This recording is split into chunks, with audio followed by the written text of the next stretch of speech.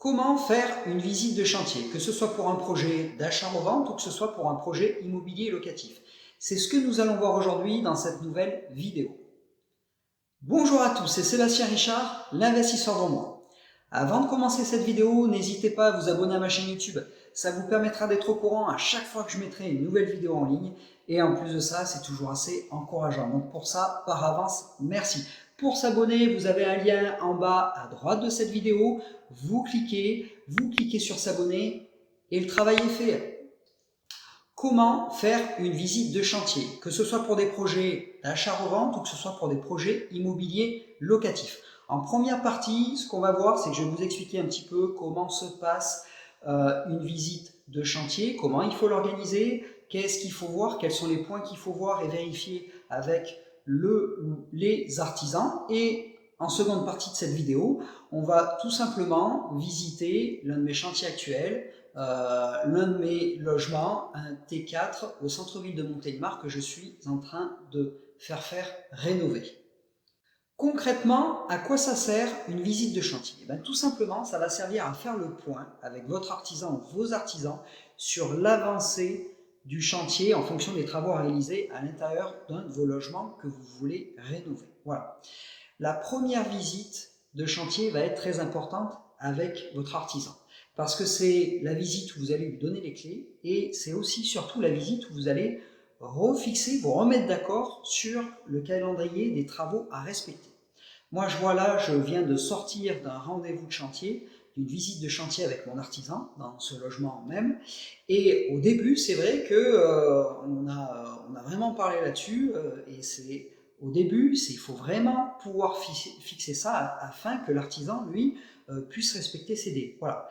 Mon artisan me disait, bon ben voilà, au début, on s'était mis d'accord, il me disait, bon ben voilà, Seb, ce qu'on va faire, c'est qu'en première partie, sur la première période, il va y avoir une partie de démolition, il va y avoir une partie de déblaiement. Ensuite, sur la deuxième période, de tel à tel jour, moi ce que je vais faire un réappro de matériaux. Voilà, je vais amener tous les matériaux à l'intérieur du logement. Ensuite, après, la phase suivante, ça va être de poser tout ce qui est ossature métallique, de mettre l'isolation et de poser les plaques de plâtre sur tout ce qui est faux plafond. Ensuite, la seconde phase, ça va être de mettre de poser tout ce qui est ossature métallique, l'isolation et de poser les plaques de plâtre sur toute la partie des murs. Ensuite, ce que je vais faire, je vais m'occuper de la pose des portes et des cloisons intermédiaires à mettre. Ensuite, ce qu'on fera après de tel et tel jour sur telle et telle période, on va s'occuper de faire les joints et de les poncer. Et la dernière phase, ça va être de mettre un primaire universel, voilà, une sous-couche plaque de plâtre. Et après, on constatera, on verra les petits détails pour faire des petits joints acryliques et tout ça là où il faut. Voilà, voilà. On s'est mis d'accord comme ça. Ça va être très important de vous mettre d'accord comme ça avec votre artisan. Voilà.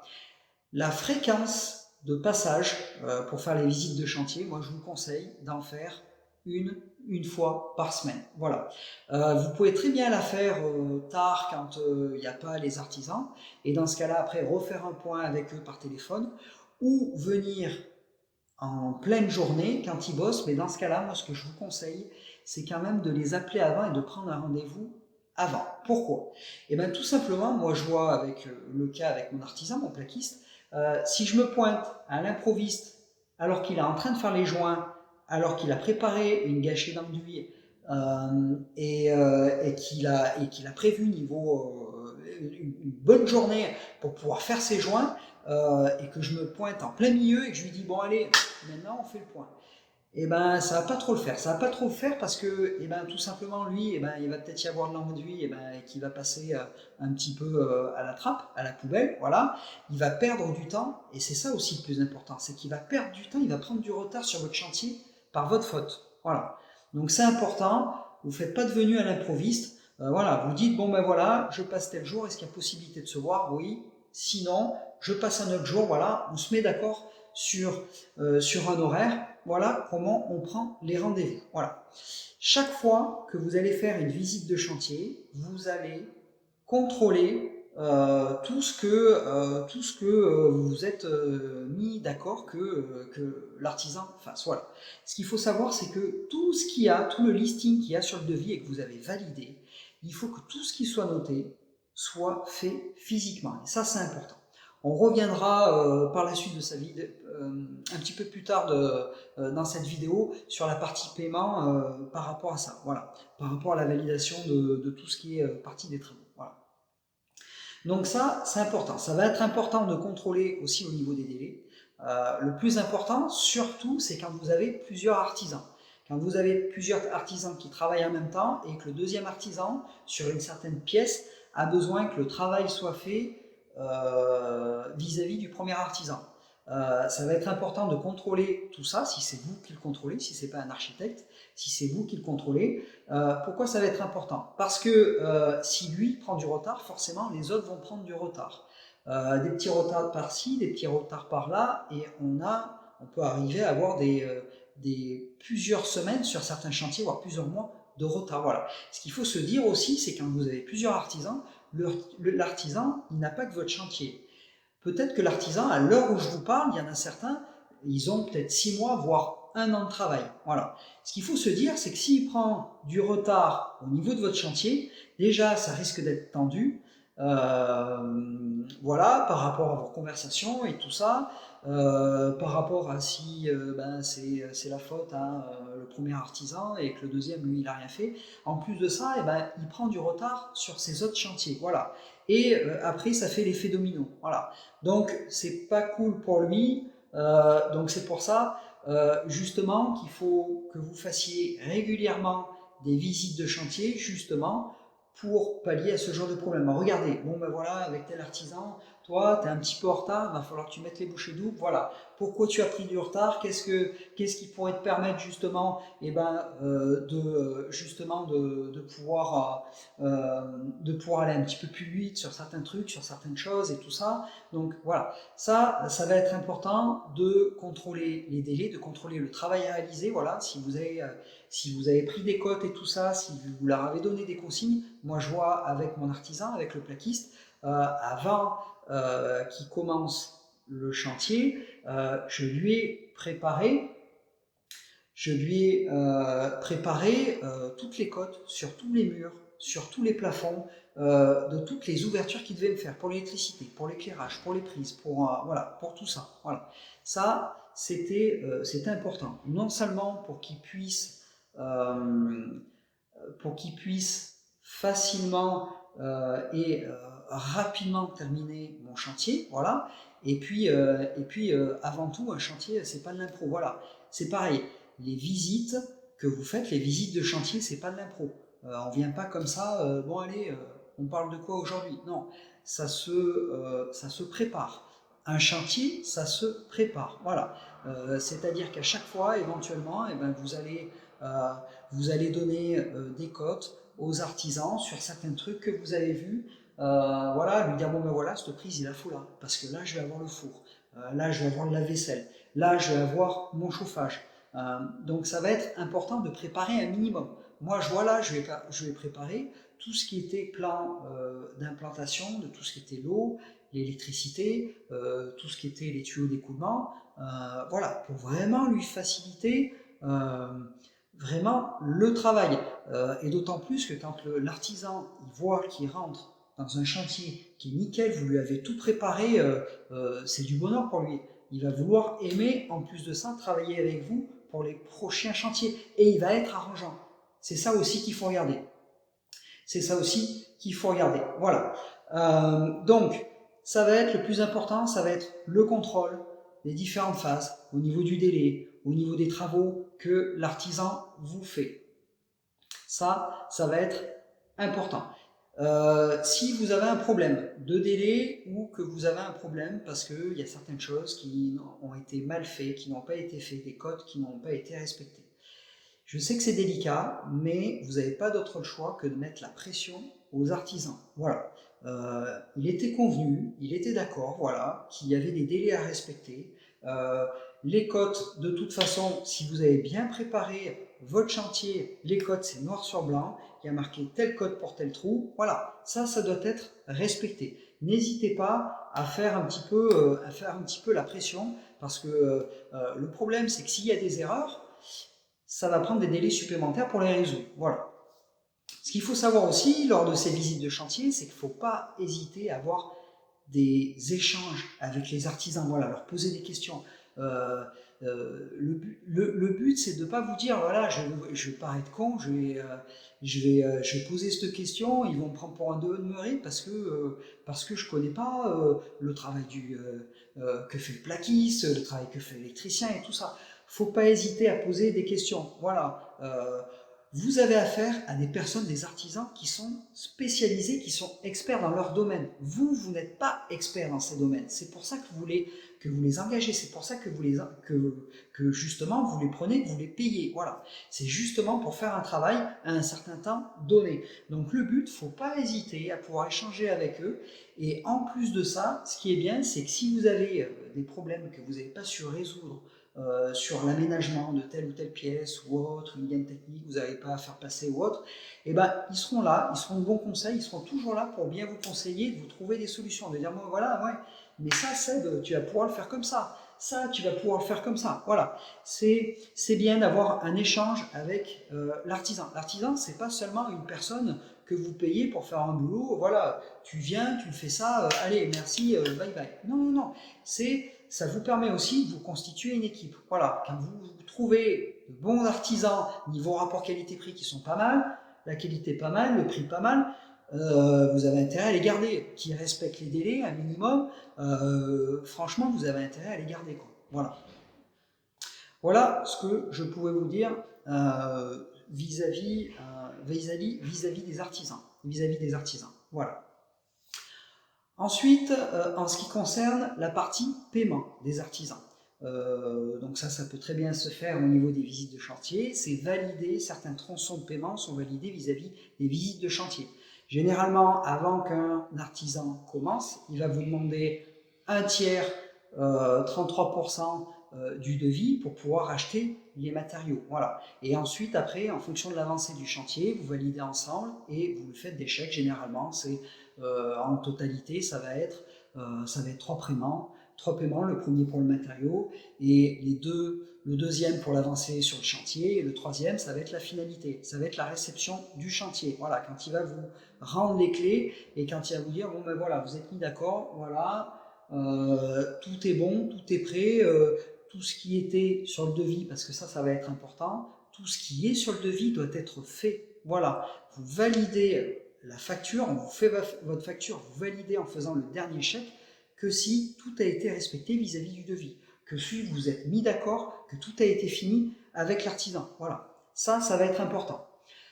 Pour ceux qui suivent mes vidéos, je vous ai toujours dit de ne pas, moi ce que je vous conseille, de ne pas mettre d'apport personnel de fonds propres sur la partie immobilière, voilà, sur la partie, si vous avez un financement avec une banque, je ne vous conseille pas de mettre de l'apport personnel directement dans le prêt immobilier. Moi, ce que je vous conseille, c'est de garder cet argent, et bien tout simplement pour pouvoir avancer, peut-être, éventuellement, tout simplement, la première partie de l'artisan, et surtout, si vous faites financer votre bien par une banque, et que vous débloquez vous faites du déblocage de fonds vis-à-vis des travaux par facture, il faut toujours avoir un petit peu de fonds propres, un petit peu d'apport personnel justement, et ben, pour pouvoir faire l'avance à l'artisan, le temps que la banque vous débloque, vous fasse un déblocage de fonds. Généralement, en fonction des banques, ça peut vous prendre 3 jours à 1 semaine. Donc voilà, ça, il faut le prendre en compte. Ça fait partie de la gestion de votre chantier et ça fait partie de la gestion des choses que vous devez gérer et connaître le mécanisme de l'investissement immobilier locatif, ou si vous avez un projet d'achat, revente. Voilà, ça va être important. Ça va être important. Le dernier point aussi, c'est que c'est toujours bien aussi de faire des visites de chantier avec des proches, avec des personnes qui sont investisseurs immobiliers, qui font la même chose que vous. Voilà. Pourquoi? C'est toujours bien, de toute façon, d'échanger avec des personnes qui font la même chose que vous, des investisseurs et autres. Pourquoi? Eh bien, tout simplement, si des investisseurs ou même des proches, des personnes extérieures à votre projet visitent votre logement, Vous, il y a des choses que vous ne voyez pas forcément. Si vous avez un regard extérieur vis-à-vis du logement de votre chantier, eh ben, cette personne va pouvoir vous amener des solutions, des conseils. Des fois, oh ben tiens, pourquoi tu ne ferais pas un dressing ici? Oh ben pourquoi tu n'agrandirais pas ta salle de bain là? Voilà. Et c'est toujours bon à prendre, car indirectement, la personne vous aura optimisé, vous aura amélioré votre projet de base. Voilà. Et c'est pour ça que c'est bien intéressant. Moi, je vois, j'ai un collègue sur Montélimar, à chaque fois qu'il y en a un qui achète un bien immobilier, un immeuble de rapport ou juste un logement, eh ben, on se visite nos logements mutuellement en fonction des phases des chantiers. Et puis, c'est toujours assez intéressant. Voilà, on a des échanges qui sont assez constructifs. Voilà, la dernière fois, bah, je suis allé chez ce collègue et puis je lui dis, bon ben voilà, tu pourrais faire ci, faire ça, là tu pourras faire la chambre ici, tu pourrais faire une salle de bain dans la chambre parentale, ça va t'amener du plus. Voilà. Et lui, c'est pareil. Il vient dans mes immeubles de rapport. Dans celui-là, il est venu. Il m'a dit, mais attends, tu pourrais peut-être faire ça comme ça. Et c'est toujours intéressant, c'est toujours enrichissant. De toute façon, l'immobilier, ça ne se fait pas seul. Seul, on va plus vite, ensemble, on va plus loin. Il faut se monter une équipe, il faut avoir la connaissance, il faut pouvoir tout simplement converser, échanger avec les personnes qui sont du même milieu que vous. Voilà. C'est la fin de la partie explication de la visite de chantier. Là, ce qu'on va faire, c'est qu'on va passer tout simplement à la visite de ce logement dans lequel je suis en train de faire rénover par des artisans. Voilà. Si vous avez aimé cette première partie de vidéo, n'hésitez pas à me laisser un commentaire sur ce que vous avez pensé. N'hésitez pas à me laisser un pouce bleu et à vous abonner. C'est parti pour la visite du chantier. Donc là, comme je vous l'ai dit tout à l'heure, on est dans un de mes logements, un T4 que je suis en train de faire rénover en centre-ville de Montélimar. Donc là, on arrive voilà, au niveau de la porte d'entrée. Juste à côté, on a le tableau électrique. Voilà, on est sur un hall qui fait plus de 5 mètres carrés. Voilà, quand je suis face à la porte d'entrée, j'ai d'un côté accès au niveau du séjour, salle à manger, et en face, c'est la cuisine. Voilà. Donc vis-à-vis du plaquiste que j'ai pris, en fait, il m'a fait l'isolation de tout ce qui est mur périphérique. On a rajouté des cloisons, on a fait un faux plafond et puis on a mis une isolation pour l'acoustique, pour limiter les bruits entre les deux logements. Voilà, celui d'au-dessus. Et il y aura aussi un revêtement spécial justement pour le sol, pour limiter le bruit au niveau du logement du dessous. Voilà. Donc, la future cuisine. Hein, le placard va être aménagé. Là, vous allez avoir la cuisine équipée d'un côté. Vous allez avoir aussi un pan de cuisine équipée de ce côté. Donc, au niveau du hall, on a accès séjour, salle à manger, mais au niveau de la cuisine aussi, c'est ouvert, vous voyez.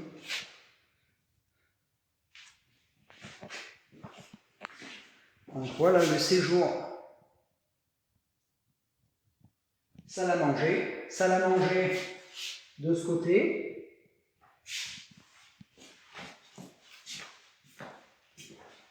Salon de ce côté, voilà. Avec des fenêtres quand même assez grandes qui laissent pas mal de lumière passer. Donc ça c'est plutôt pas mal. Voilà. Donc là j'ai tous mes accès sur tout ce qui est câble antenne. Et câble connexion, que ce soit la fibre ou que ce soit la DSL. Voilà. Là, la petite cheminée. Et on accède à la première chambre.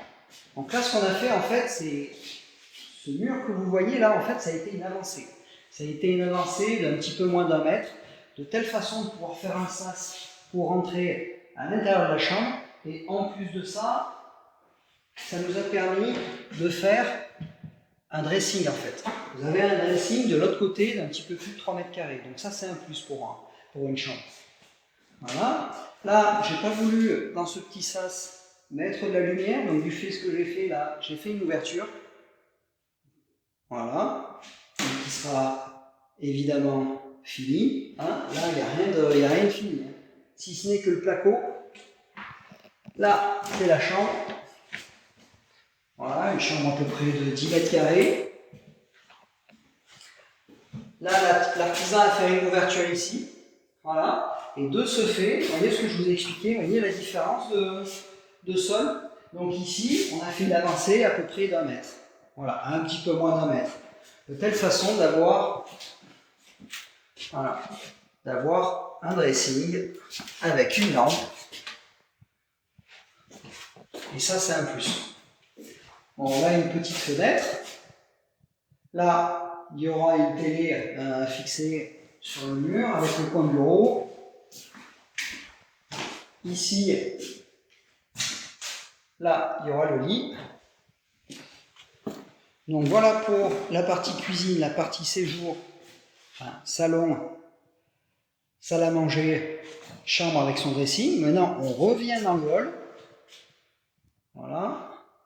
Là, on est venu par ici. On continue de l'autre côté. De l'autre côté, la face à moi, j'ai la future salle de bain, salle d'eau. Voilà. Différence entre une salle de bain et une salle d'eau. Une salle de bain, vous avez une baignoire. Une salle d'eau, vous avez une douche. Voilà, petit, hein. Et en fait, là, ce que j'ai fait, vous voyez la délimitation qu'il y a là, au niveau du sol. En fait, là, si vous voulez, il y avait une cloison. Je vais me mettre là. Il y avait une cloison. D'un côté, il y avait le WC. On voit même encore les traces du WC. Hein. Et de ce côté, il y avait la douche. Voilà. Il y avait la douche. Donc moi, ce que j'ai fait, c'est qu'on a été quand même sur une salle de bain de moins de 3 mètres carrés pour un T4. Ça faisait un peu bizarre, quoi. Ça faisait pas vendeur. Donc en fait, ce que j'ai fait, c'est que j'ai cassé ce mur là. Là, j'ai cassé ce mur pour faire la salle de bain. Donc ici, au niveau de l'ouverture, donc de ce côté, je ne sais pas si vous voyez, donc de ce côté, il y avait la douche. Je vais laisser une douche.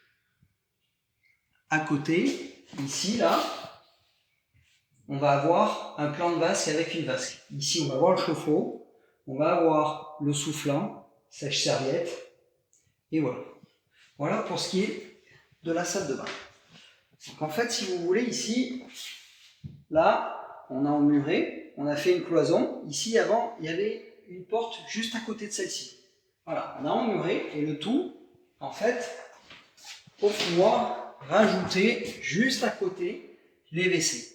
On a profité d'avoir le conduit d'évacuation de musée pour faire une petite modification et pour séparer le WC. Voilà. Donc en fait, ce qu'on a fait, ce que j'ai fait, c'est que à la base, ça, c'est une pièce, une chambre de moins d'1 mètre carré, donc ce n'est pas considéré comme une chambre. Il a fallu que je fasse mettre de l'isolation parce que bon, c'était pas isolé. Donc j'ai perdu en épaisseur, donc j'ai perdu en superficie du fait justement de ce doublage avec isolation. Donc ce que j'ai fait, c'est que c'était plus considéré comme une chambre. Donc je me suis dit, bah, écoute Seb, tu vas faire un WC, tu vas faire un sas qui fait partie du hall, avec une lampe aussi pareil, et tu vas faire une plus petite pièce. Voilà. Une petite pièce, elle fait 6 mètres carrés. 6 mètres carrés, on a l'avantage d'avoir une fenêtre avec des volets roulants, voilà. Donc là, c'est une pièce qui peut être aménagée en bureau, qui peut être aménagée en bibliothèque. Voilà pour ça. Donc bien sûr, hein, tout ce qui est revêtement, hein, ça sera tout pour la plupart du parquet flottant. Ici, il y aura du carrelage avec le WC, voilà. Et maintenant, on va passer à la dernière pièce qu'on n'a pas visitée. On a dit qu'on était dans le couloir, la salle de bain était ici, et de ce côté-là, vous avez une chambre. Voilà, vous avez une chambre d'à peu près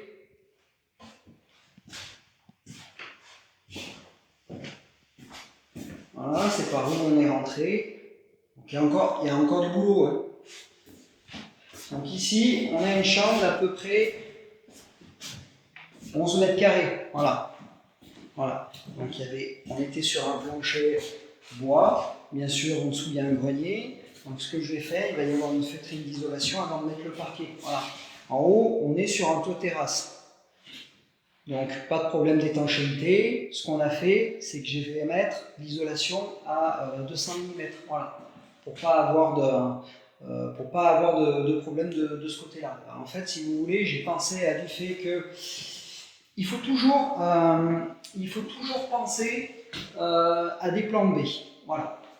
Au niveau d'un logement, c'est pas parce qu'au départ vous partez sur une idée de location, on va dire type de location nue, qu'au fur et à mesure, votre projet ne peut pas forcément évoluer. Là, ce que je me suis dit, c'est que si un jour, imaginons que je fasse de la colocation meublée, qui dit de la colocation meublée, ou ne serait-ce que juste colocation, qui dit qu'il va y avoir des locataires qui ne vont pas payer directement l'eau et l'électricité, c'est moi qui vais la payer. Et généralement, quand on ne paye pas quelque chose, on ne fait pas spécialement attention. Je me suis dit, au niveau du chauffage et autres, il est mieux isolé, mais vraiment isolé à fond, de telle façon d'avoir moins de déperdition sur tout ce qui est chaleur, et donc moins de consommer d'électricité. Voilà. Voilà. Comme je vous l'ai expliqué sur une vidéo que j'avais tournée, il faut toujours avoir un plan B. Voilà, je sais que ce type de logement, soit je peux le louer en location nue, soit je peux le louer en colocation meublée. Voilà. Il faut toujours avoir plusieurs plans B. Voilà. C'est la fin, mais écoutez, c'est la fin de cette visite. Voilà, vous avez pu voir un petit peu l'avancée du chantier. Là, ce que je ferai par la suite, c'est que quand on aura une évolution un petit peu au niveau de ce chantier, je referai une visite et puis je vous ferai voir aussi l'aspect final aussi. Voilà. Et bien écoutez, cette visite est finie. On se retrouve pour une prochaine vidéo. Je vous dis à bientôt et surtout, croyez en vous et en vos projets. Bye bye!